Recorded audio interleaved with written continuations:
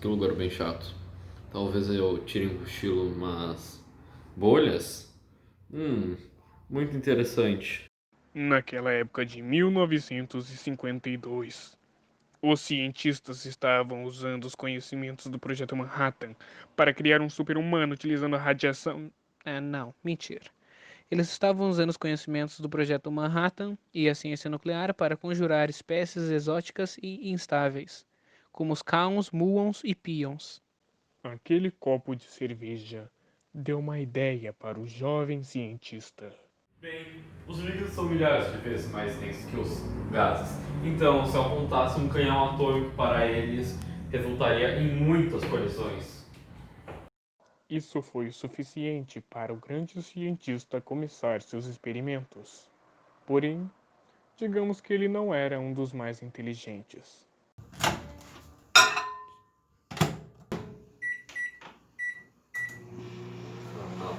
Ah, mas que cheiro é esse? Tudo peidou? É óbvio que não. Isto se chama ciência. Ciência. E ciência com cerveja? Como funciona isso? É óbvio, eu estou pondo a cerveja no canhão atômico para ver o que dá. Mas você deve usar hidrogênio por ser uma substância mais simples.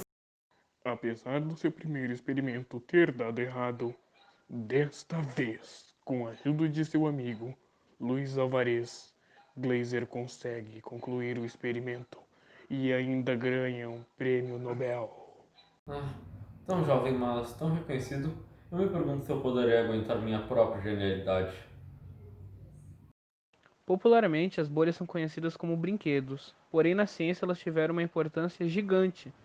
Os biólogos usam bolhas para estudar o desenvolvimento das células, e elas também estão no nosso dia a dia, como nossos ossos, na culinária e até mesmo nos ônibus espaciais da NASA. Há muito tempo, os escultores tinham feito estátuas de deuses em rochas de cálcio, como o mármore e o calcário. E essas rochas acabavam se formando quando as criaturas marinhas morriam e seus ossos e coxas se acumulavam no fundo do oceano. A água é um pouco ácida. Quando ela entra em contato com os poros do cálcio, as duas substâncias reagem liberando dióxido de carbono, que amolece as rochas, formando assim as cavernas. Por muito tempo, os cientistas ignoravam a existência das bolhas. Porém, a culinária, desde seu começo, usava leveduras para fazer pães e cervejas. Os chefes de cozinha e químicos não gostavam um do outro. Os químicos achavam os cozinheiros indisciplinados e não científicos. Já os cozinheiros achavam os químicos uns desmancha-prazeres. Só em 1900 que a ciência das bolhas tornou um campo respeitado. Quem começou os estudos foram Ernest Rutherford e Lord Kelvin. O Rutherford estava cada vez mais interessado em substâncias radioativas. E para ele realizar essas investigações, ele acabou se baseando no trabalho da Marie Curie, que, segundo ela, os elementos radioativos liberavam um tipo de gás de radioatividade pura. Essa radioatividade pura, aos olhos do Rutherford, poderiam ser um novo elemento.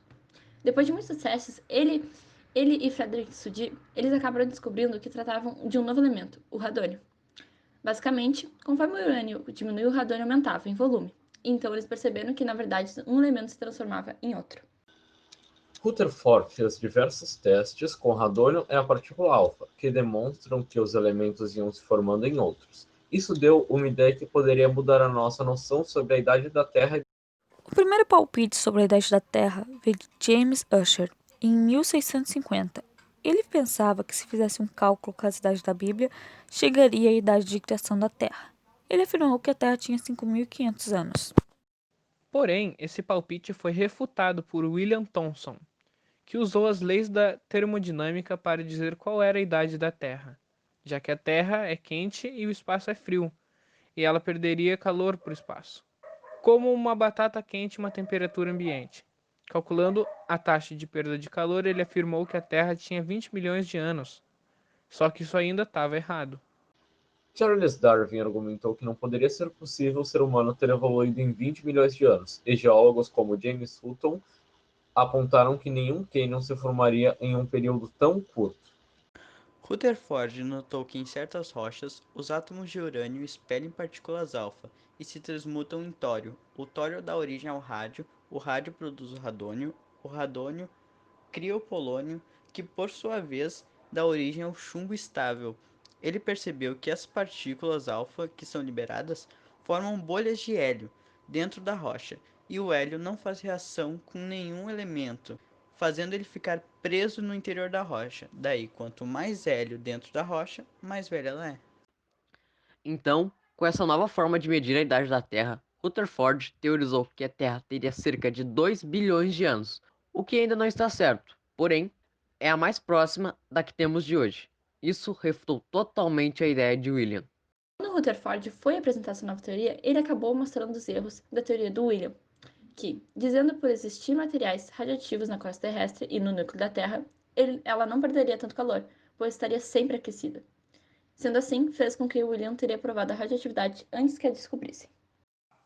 William não acreditava em radioatividade. Ele ficou tão indignado que chegou a dormir na apresentação de Rutherford.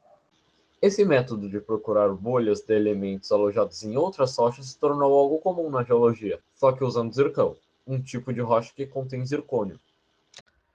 O zircão é usado porque ele existe desde os primeiros anos da Terra, quando os zircões se formaram.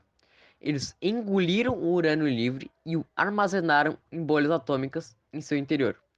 O zircônio odeia o chumbo, por isso ele o expulsa de dentro e o urânio decai em chumbo. O zircão tem dificuldade de eliminar o chumbo, que antes era urânio.